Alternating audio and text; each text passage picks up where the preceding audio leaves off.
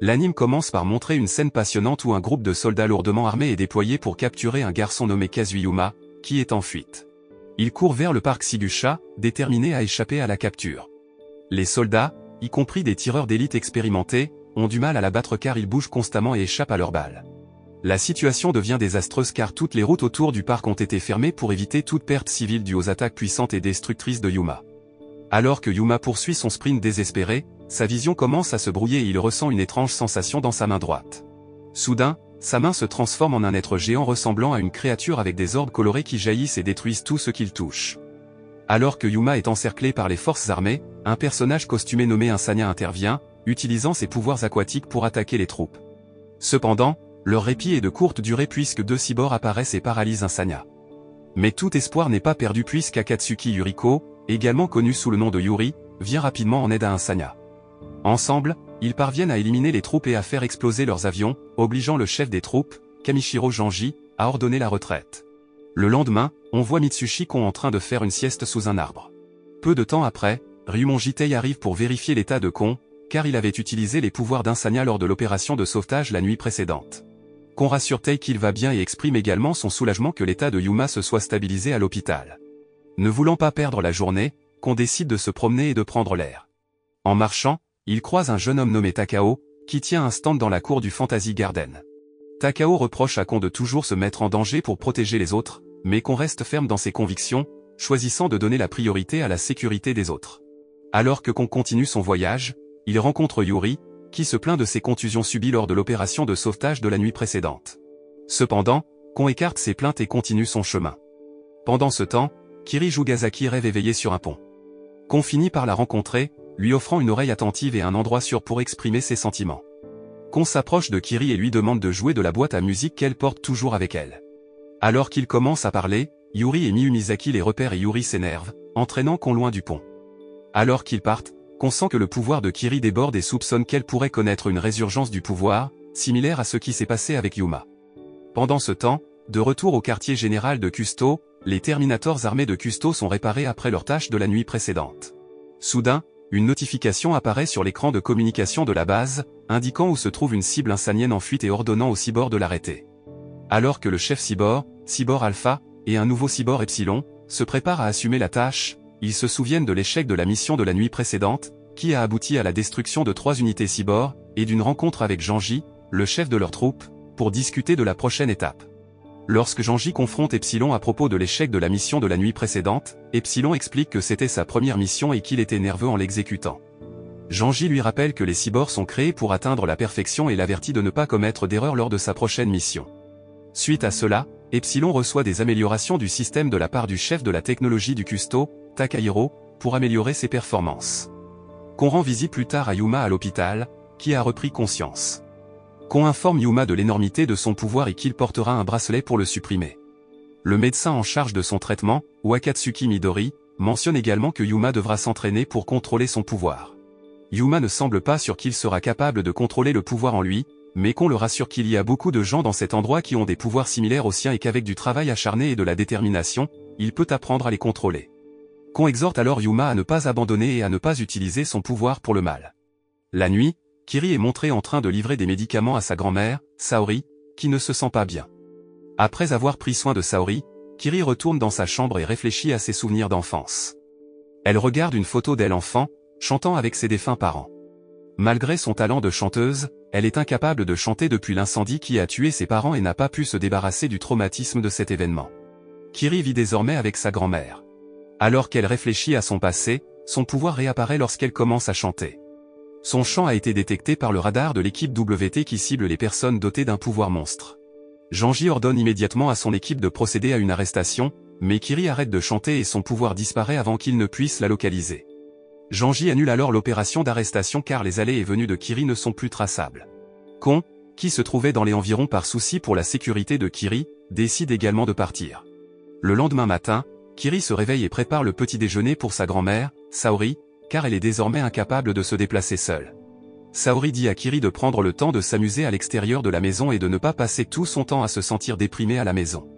À l'approche de l'heure du déjeuner, Kiri dit au revoir à sa grand-mère et se dirige vers le Fantasy Garden. Sa présence dans le parc surprend son ami Miu, qui en parle rapidement à ses autres amis, et ils accueillent tous Kiri chaleureusement et lui offrent une friandise. Yuri rejoint Kiri et l'emmène dans le parc, lui montrant différents sites et attractions. Pendant ce temps, Midori finit d'examiner la force de Yuma et découvre qu'il peut durcir sa peau. Ils finissent par rencontrer Kon près d'un cerisier, où ils apprennent à se connaître et à discuter tous les trois. Alors que la journée touche à sa fin, Kiri rentre chez elle mais est choquée de retrouver sa grand-mère inconsciente dans sa chambre. Elle appelle rapidement une ambulance pour l'emmener à l'hôpital. Après que Saori se soit réveillée, elle dit à Kiri qu'elle pourra à nouveau chanter et parler comme avant. Submergée par l'émotion, Kiri essaie de chanter et ses pouvoirs reviennent. Pendant ce temps, Yuma fait des cauchemars qui déclenchent à nouveau la montée de son pouvoir. Le bracelet qui supprime son pouvoir est détruit et il craint de blesser quelqu'un, alors il choisit de s'échapper de la pièce. À l'hôpital, Kiri continue de chanter et ressuscite miraculeusement Saori décédée, apportant à Kiri un grand bonheur et un grand soulagement. Quant à Yuma, il erre désormais dans un parc, tenant sa main droite qui a recommencé à se transformer en une créature Goliath aux orbes rouges. Au quartier général de Kusto, Janji détecte les pouvoirs simultanés de Yuma et Kiri et ordonne immédiatement à ses troupes de les capturer. Dans le même temps, un signal actif de leur pouvoir est également détecté au quartier général de Kon et de ses alliés, ce qui amène Kon à se préparer à les sauver tous les deux. Takao exprime ses inquiétudes, essayant de rappeler à Kon qu'il ne peut pas les sauver tous les deux en même temps, et le presse d'en choisir un à sauver. Cependant, Kon reste déterminé à les sauver tous les deux, et alors qu'il quitte la base, il déclare que sa détermination à sauver tout le monde ne changera jamais. Alors qu'il part, Kon active ses pouvoirs et se transforme en un Sanya avant de se diriger vers l'endroit où se trouvent Yuma et Kiri. Après avoir appris que l'état de sa grand-mère s'est stabilisé et qu'elle se sent heureuse, Kiri décide de rentrer chez elle. En chemin, elle constate que la route menant à sa maison est bloquée et on lui demande de prendre un autre itinéraire. Dans le parc, Yuma tente de se cacher derrière les arbres alors qu'il voit les troupes du custode encercler la zone. Kiri voit également deux cyborgs qui se rapprochent d'elle au bout de la route sur laquelle elle se trouve.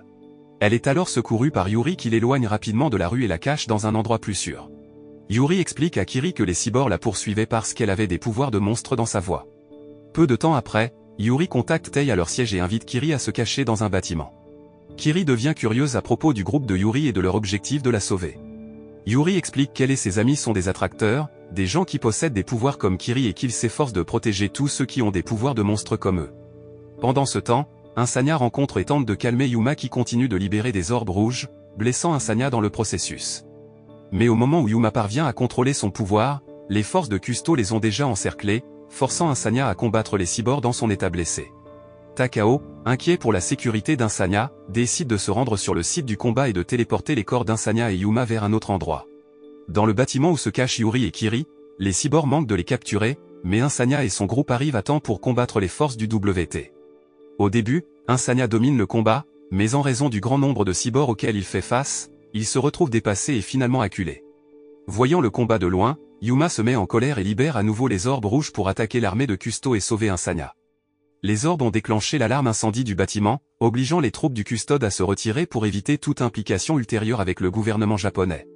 Après le combat, les attracteurs se rassemblent sur un pont pour attendre que leurs camarades viennent les chercher. Takao gronde à nouveau Kon pour avoir pensé qu'il pouvait sauver tout le monde par lui-même. Kon accepte et remercie Takao d'être venu à son aide. Il remercie également Yuma d'avoir pu contrôler ses pouvoirs. Kiri révèle alors qu'elle ne sait pas quoi faire ensuite. Kon la rassure en lui disant qu'elle fait désormais partie d'un groupe d'attracteurs qui aideront à sauver les personnes dotées de pouvoirs comme les leurs. Peu de temps après, Ryu et Miyu arrivent pour les récupérer et tout le monde monte dans la voiture. Un jour, un meurtrier en série commence à frapper la ville et laisse toujours un motif qui ressemble à une fleur, peinte avec le sang des victimes. Kon enquête sur l'affaire, soupçonnant que les meurtres sont liés à la montée du pouvoir de quelqu'un. Aux côtés de Kon, Epsilon et Delta enquêtent également sur l'affaire en se rendant directement sur les scènes de crime pour analyser les motifs floraux. Quelques jours plus tard, alors que Kiri et Saori marchaient ensemble dans une cour de récréation, Kiri aperçoit un garçon nommé Kaoru, piétinant une fleur. Kiri s'approche immédiatement de lui pour l'arrêter, mais Kaoru ne semble pas se soucier de son avertissement et s'éloigne du parc. Kiri décide de continuer son voyage vers le Fantasy Garden pour entraîner sa force aux côtés de Yuri, mais elle a toujours du mal à contrôler complètement son pouvoir. Pendant ce temps, Kon continue d'enquêter sur les cas de meurtres qui se produisent presque toutes les nuits, l'auteur laissant presque le même motif floral. Le lendemain, Kiri rencontre à nouveau Kaoru qui piétine des fleurs dans la cour de récréation, et Kiri essaie de lui poser des questions sur les raisons de ses actes, mais Kaoru ne veut donner aucune explication et décide de quitter le parc. Dans la soirée, le chef du groupe Ordo, chargé d'exterminer toute personne possédant le pouvoir des monstres, demande à Janji d'envoyer les cyborgs pour résoudre l'affaire de meurtre en série qui s'est produite. Après que Janji ait confié la tâche à ses troupes, Ils commencent immédiatement leur enquête et rencontrent accidentellement une fille dotée de pouvoirs monstrueux qui les attaque.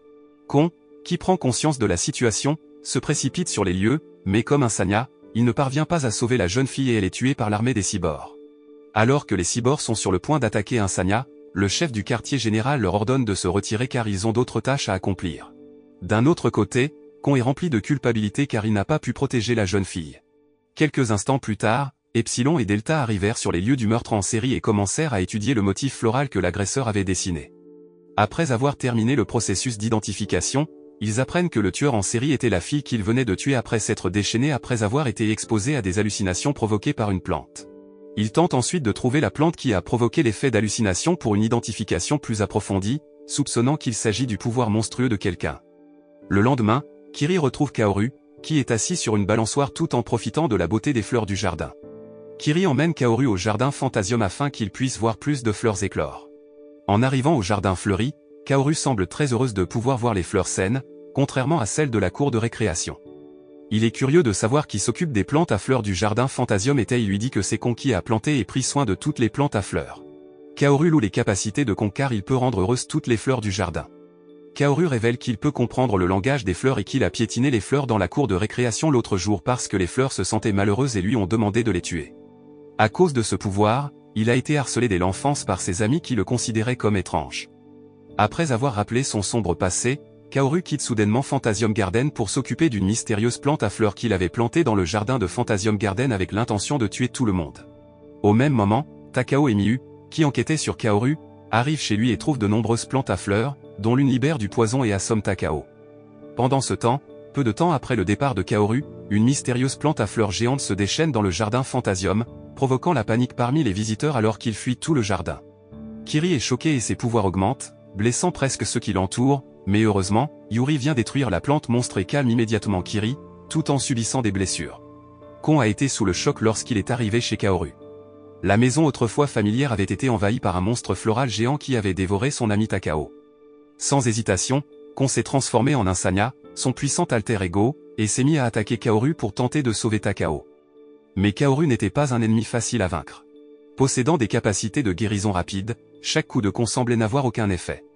La plante monstrueuse a continué à croître, et Kon a eu du mal à suivre alors qu'elle mutait pour prendre une forme encore plus grande.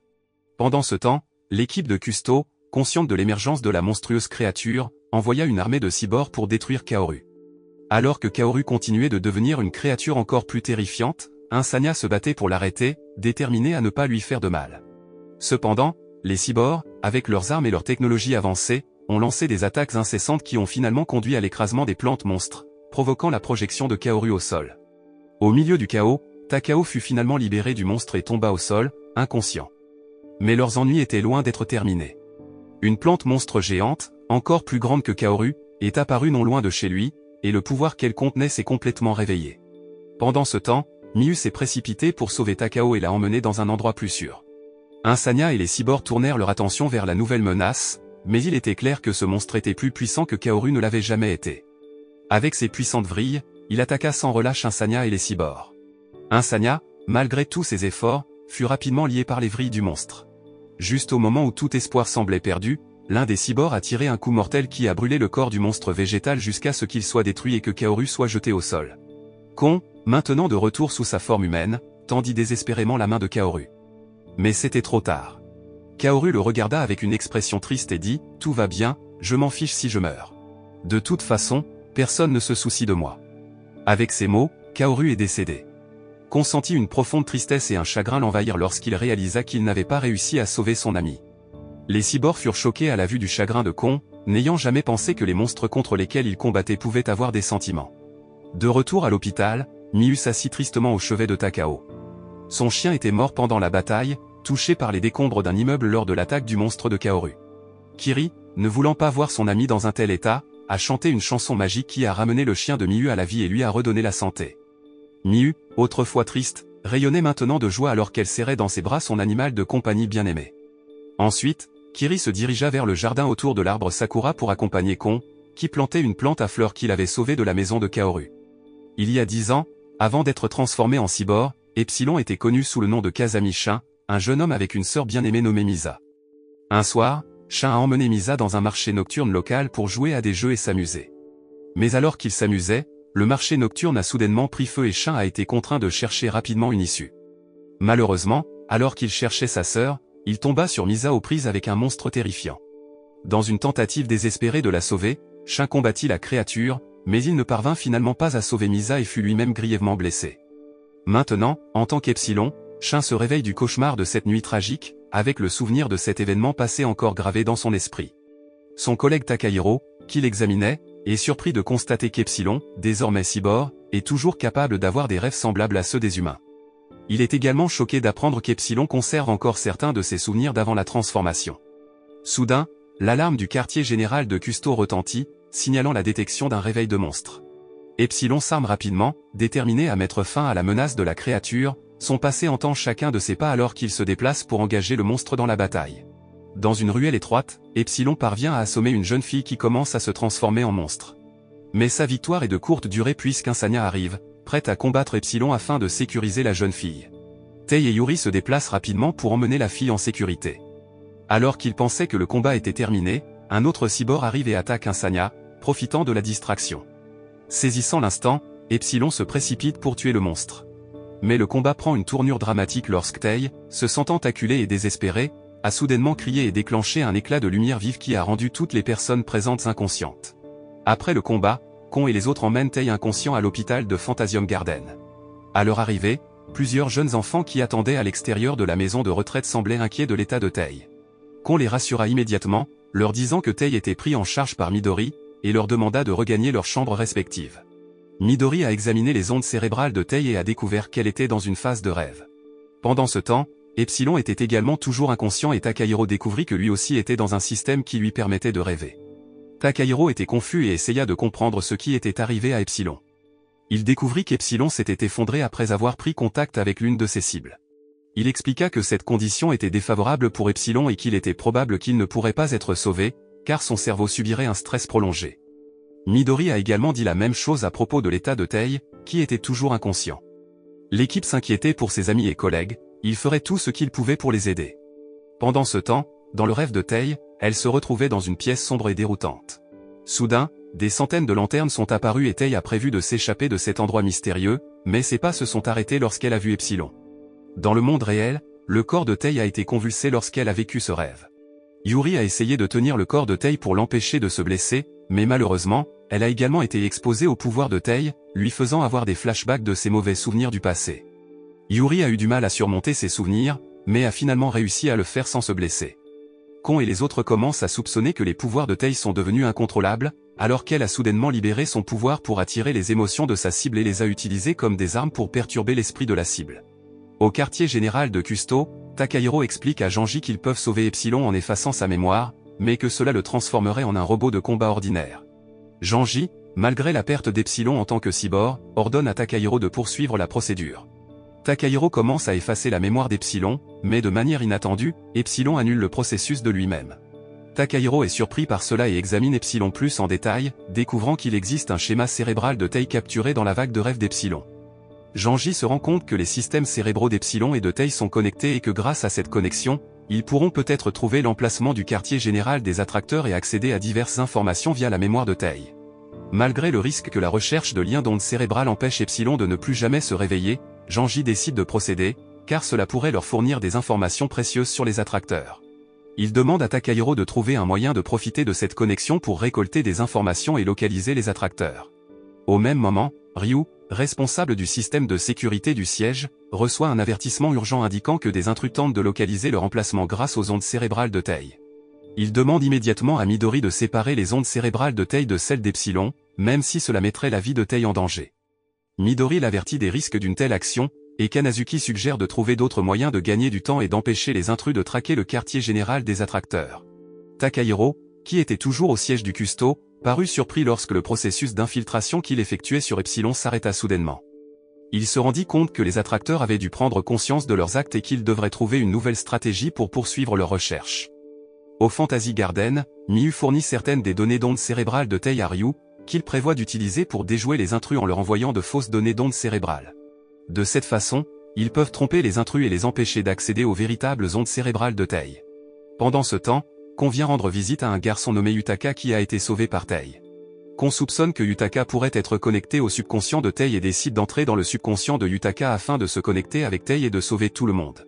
Kanazuki l'avertit que cela est risqué et pourrait mettre la sécurité de Kon en danger, mais Kon est déterminé à sauver ses amis et tient le corps de Yutaka pour se connecter au système télépathique de Tei. De retour au siège de Kusto, Takahiro a découvert plusieurs emplacements du siège des attracteurs dans divers pays, ce qui confond l'équipe de Kusto alors qu'elle tente de déterminer l'emplacement d'origine des attracteurs. Voyant le souvenir du passé de Tei, Kon l'interrogea à ce sujet. Il l'a imploré de réaliser qu'elle avait été trompée par les souvenirs fabriqués de Shin. Mais Tei a refusé d'écouter et a cherché refuge dans l'image de Shin, qu'elle percevait comme une figure fraternelle. Shin était également déterminé à protéger Tei et à préserver l'illusion de leur lien familial. Mais juste au moment où il la protégeait, le corps de Shin s'est soudainement transformé en celui d'un cyborg connu sous le nom d'Epsilon. La révélation fut un choc pour Tei, et elle poussa un cri à glacer le sang. À ce moment-là, un faisceau de lumière enveloppa Tei et elle n'était nulle part en vue. Après l'incident avec Tei, Kon a exprimé sa surprise à Epsilon, révélant qu'il ignorait que les cyborgs comme lui possédaient des souvenirs du passé. Mais Epsilon ne répondit pas à la surprise de Kon et s'enquit à la place de l'existence de Misa. Kon accuse alors Epsilon d'avoir fabriqué de toutes pièces les événements qui viennent de se produire. Cela a mis Epsilon en colère et il a lancé une attaque sur Kon. Soudain, l'endroit autour d'eux fut consumé par un enfer déchaîné. Les flammes se sont agrandies et ont englouti le corps de Kon, mais au milieu de l'incendie, il a vu une silhouette mystérieuse se tenant derrière les flammes. Peu de temps après, Kon se réveille et se retrouve dans son passé, allongé sous un arbre. Il est réveillé par son jeune frère, Towa, et tous deux se précipitent rapidement chez eux. En chemin, ils croisent un homme blessé.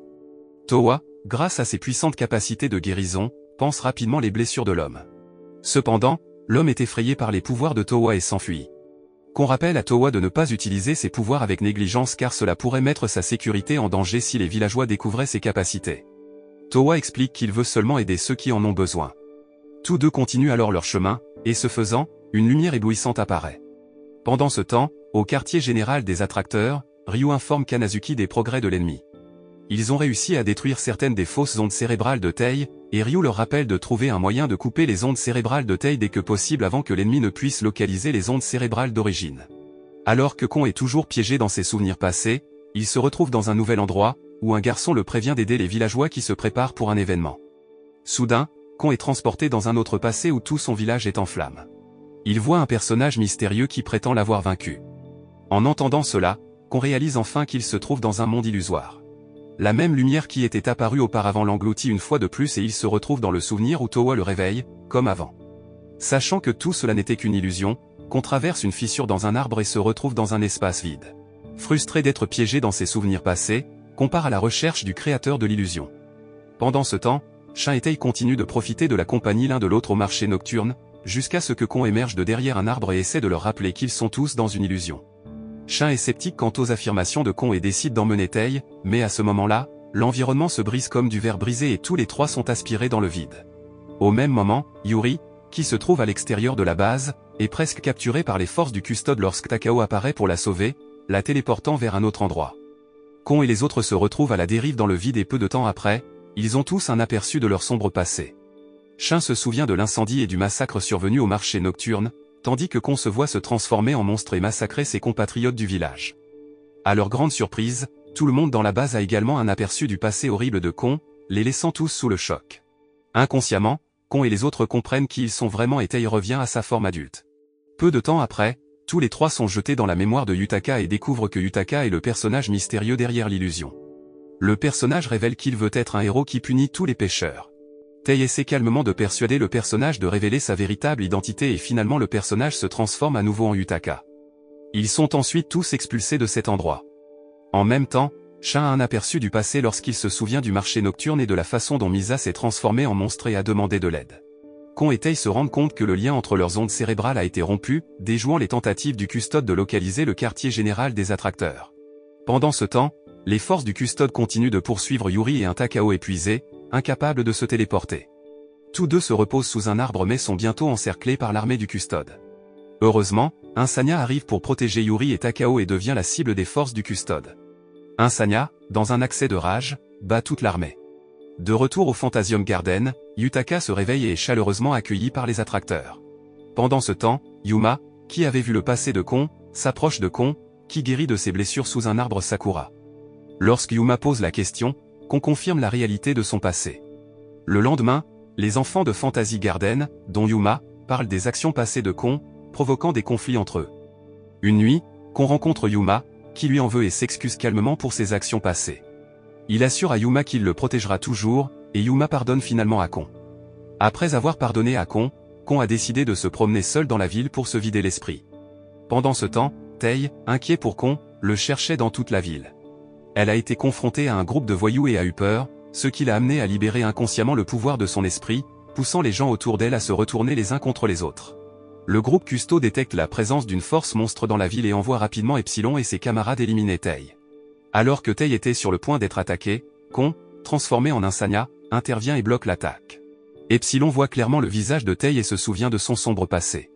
Cela provoque des brûlures dans son corps et il est ravagé par la douleur. Janji ordonne de tuer Epsilon, sachant qu'il se transformera en monstre. Mais, malheureusement pour Janji, son plan échoue, car un Sanya et Tae parviennent à sauver Epsilon juste avant que les forces de Custo ne puissent lui tirer dessus. Lorsqu'Epsilon reprend conscience, il se retrouve au siège des attracteurs dans le jardin Fantasium et se rend compte qu'il a été grièvement blessé. Kon vient lui rendre visite et lui suggère d'appeler Epsilon par son nom humain, Shin. Kon propose également à Shin de rester au Fantasy Garden, mais Midori n'est pas d'accord avec cette idée. Tous les attracteurs se réunissent pour en discuter et décident finalement que Shin peut rester dans leur base. Dans la soirée, après que Tae lui ait fait visiter le parc, Shin décide de partir car il estime qu'il n'est pas approprié pour lui de rester, compte tenu de son passé. Pendant ce temps, au siège de Custo, Takahiro parvient à suivre l'emplacement du siège des attracteurs dans Fantasium Garden grâce à un dispositif de suivi implanté sur le corps d'Epsilon. Alors que Shin s'éloigne du Fantasy Garden, son corps est soudainement contrôlé à distance par le groupe Custo pour retourner au quartier général des attracteurs et lancer une attaque avec d'autres cyborgs programmés pour faire de même. Un Sanya et ses amis se battent contre les troupes envoyées par le groupe Custo. Sous le contrôle du groupe Custo, Shin reçoit l'ordre de tuer Yuma une fois de plus, mais ses actions sont bloquées par Tae, lui faisant se souvenir de son passé en voyant son visage. Le corps de Shin commence à brûler et il se transforme en monstre, attaquant les cyborgs. Au même moment, Delta, qui a le dessus sur un Sanya, tire sur un Sanya dans le ventre et la tête, le faisant s'effondrer au sol. Après avoir causé la destruction, les cyborgs reçoivent l'ordre de battre en retraite. Alors que Shin se précipite aux côtés d'un Sanya, un missile est lancé et détruit la zone entourant Fantasy Garden. Après l'incident, Janji est convoqué par un membre du ministère du gouvernement, car l'attaque du custode contre le jardin Fantasium a entraîné un incident majeur. Janji se défend en disant que tout ce qu'il a fait avait été approuvé par le chef de l'Ordo. Cependant, il continue de recevoir de vives critiques pour toutes les actions offensives qui pourraient potentiellement mettre en danger le gouvernement japonais. Pendant ce temps, ceux qui vivaient à Fantasy Garden parviennent à échapper à l'explosion qui détruit leur quartier général et se dirigent tous vers une cachette plus sûre. Yuma se souvient comment lui, Yuri et Takao avaient survécu à l'explosion, Takao les avait téléportés et il avait créé une bulle géante qui les protégeait de l'explosion dévastatrice. Tae s'inquiète pour Kon et Shin, qui n'ont pas eu le temps de s'échapper lorsque l'explosion s'est produite, mais Yuri la rassure en lui disant qu'ils doivent aller bien. Le lendemain, le chef de l'Ordo envoie des chercheurs examiner les ruines de Fantasy Garden. Alors que l'un des chercheurs fouille dans les décombres, Shin apparaît soudainement et l'attaque. Shin se déguise avec les vêtements du chercheur et parvient à s'échapper de la zone. La nouvelle de l'évasion de Shin parvient également à Takahiro, le laissant choqué que Shin ait pu survivre à l'explosion dévastatrice. Plus tard, dans la nuit, les attracteurs arrivent chez la connaissance de Kanazuki et tous les enfants sont épuisés et s'endorment immédiatement dans la pièce. Yuri et Tae rencontrent ensuite Kanazuki, qui discute avec une vieille femme nommée Sanada sur la terrasse. Kanazuki la présente comme l'une des personnes qui ont joué un rôle important dans la construction du jardin Fantasium. Il part ensuite recueillir des informations sur les mouvements de l'ennemi. Quelque temps plus tard, pendant que Janji traque les attracteurs, Kanazuki, qui a mis de l'ordre dans son apparence, arrive en tant que conseiller municipal pour poser quelques questions liées à l'attaque de Janji sur Fantasium Garden. Janji explique que l'explosion n'a tué aucun des attracteurs, mais il est heureux d'avoir détruit leur cachette. Il ajoute également qu'il pense qu'un Sanya a été brûlé vif dans l'explosion, bien qu'il n'ait pas retrouvé son corps. Kanazuki continue de faire pression sur Janji pour obtenir des réponses et demande finalement si Ordo a réalisé que la cachette qu'ils ont attaquée était vide, laissant Janji sans voix. Janji tente alors de faire pression sur Kanazuki en évoquant la société mère du Fantasium Garden, qui appartient à Kanazuki. C'est alors que Janji se rend compte que Kanazuki est l'un de ses ennemis. Peu de temps après, Janji demande à ses gardes de venir pointer une arme sur Kanazuki. D'un autre côté, Shin est encerclé par les forces de Custo après avoir localisé où il se trouve, alors il tue les troupes. Au même moment, Delta apparaît et demande à Shin d'arrêter ses actions. Shin essaie de rappeler à Delta d'arrêter de procéder à des arrestations contre les attracteurs, car tous ceux qui ont le pouvoir des monstres sont comme les humains ordinaires. Delta ignore les paroles de Shin et tente de le capturer, alors les deux se battent. Lorsque Delta parvient à coincer Shin, il brise le mur derrière lui et s'échappe. Pendant ce temps, Tei et Kiri, qui viennent de rencontrer Saori, sont pourchassés par le groupe du custo sur la route, alors ils décident tous deux d'entrer dans les voies navigables pour s'échapper. Malheureusement, le groupe du custode parvient à les suivre dans les cours d'eau et ils se retrouvent tous deux acculés. Heureusement, Shin arrive et parvient à sauver Tei et Kiri de la capture. Une fois ses forces récupérées, Kon se réveille et est choqué de voir Towa à l'intérieur d'un cristal rouge. Au même moment, Kanazuki, qui a réussi à échapper à l'attaque des hommes de Janji, se rend dans une pièce pour désactiver tous les systèmes du quartier général du custo, en utilisant l'accès spécial dont il dispose. Kanazuki pirate ensuite le système de Donjon Fantasy Garden et voit que Kon a repris conscience, et demande rapidement à Kon de quitter la pièce immédiatement pour éviter d'être attrapé par les forces de custo. Kon, furieux après avoir trouvé Towa à l'intérieur du cristal, rejette la demande et accuse Kanazuki d'avoir caché Towa. Kanazuki décide finalement d'aller au sous-sol pour expliquer ce qui est arrivé à Kon, mais Kon, extrêmement en colère, se transforme en Insania et attaque Kanazuki. Kanazuki, tombé à cause de l'attaque, essaie toujours d'expliquer la vérité à Insania, mais il est incapable de continuer son explication après l'arrivée de Janji et de ses hommes. Alors qu'Insania se prépare à se battre, Janji explique calmement qu'il n'a pas ordonné à un cyborg de l'attaquer, mais qu'ils ont tous attaqué les amis d'Insania chez Sanada. Kon se précipite chez Sanada après avoir appris que tous ses amis sont en danger. Après que Kon ait quitté le donjon, Janji force Kanazuki à lui parler du cristal rouge dans la pièce. Alors que les cyborgs descendaient sur la maison de Sanada, une bataille féroce éclata. Pendant ce temps, Kanazuki a finalement révélé la vérité sur le petit garçon piégé à l'intérieur du cristal rouge. Il s'agissait de Towa, un enfant doté d'un pouvoir immense rivalisant même avec celui de Kon, son frère aîné.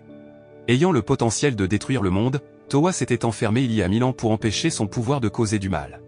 Alors que Kanazuki terminait son récit, il envisagea de faire exploser tout l'endroit, mais Janji avait d'autres idées. Avec ses propres pouvoirs extraordinaires, il invoqua un petit tourbillon qui arracha l'engin explosif de la main de Kanazuki. Kanazuki regarda avec choc Janji révéler qu'il possédait le pouvoir secret de voler les capacités des autres. D'un autre côté, Insania est arrivé chez Sanada et s'est rapidement associé à Shin pour vaincre les cyborgs. Mais alors que la poussière commençait à retomber, Janji, désormais en possession de Towa, fit son apparition soudaine et inattendue. Utilisant sa force nouvellement acquise, il avait parcouru la distance entre le donjon Fantasy Garden et la maison de Sanada en un instant, à la grande surprise de toutes les personnes présentes. Janji a appelé tous les cyborgs à battre en retraite et leur a ordonné d'attaquer Sanada jusqu'à ce qu'elle perde connaissance, tandis qu'il enfermait Insania et Shin dans une boîte pour les empêcher de l'attaquer. Il expliqua ensuite qu'il avait capturé les monstres pour les protéger tous et les exhorta à le rejoindre dans sa quête de sécurité. Takao, intrigué par l'offre de Janji, décida de le suivre. Alors que Tei gisait inconscient, Janji et ceux qui avaient décidé de le rejoindre partirent, laissant derrière eux le chaos et la destruction de la bataille.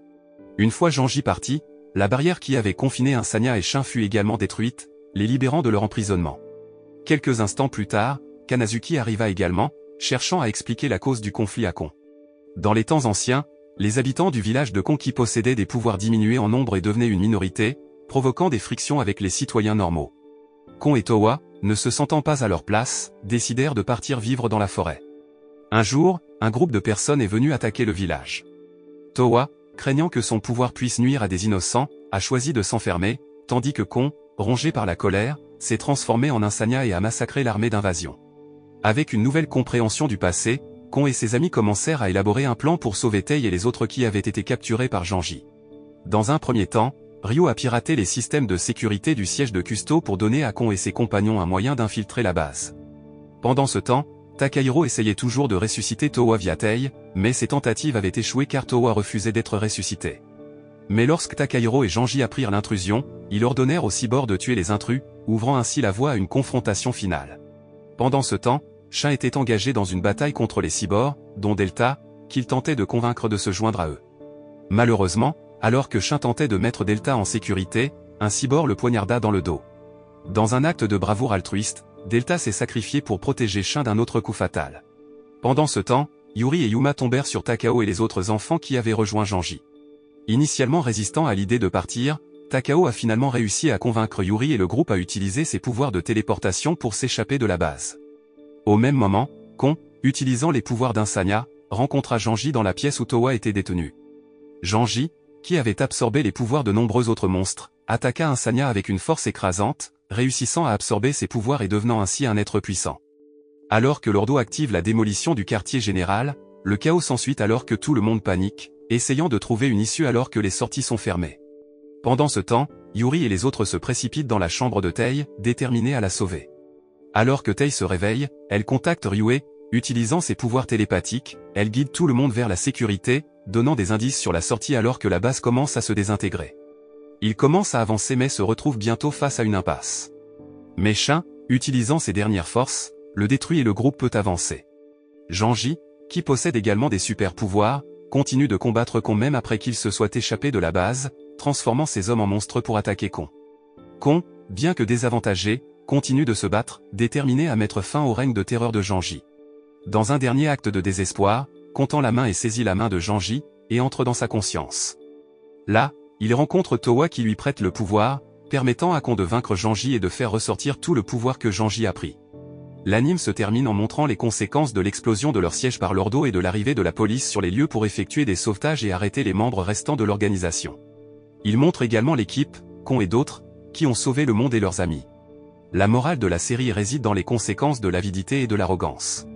L'organisation Ordo, dirigée par Janji, était motivée par son désir de pouvoir et de contrôle, ce qui a finalement conduit à sa chute.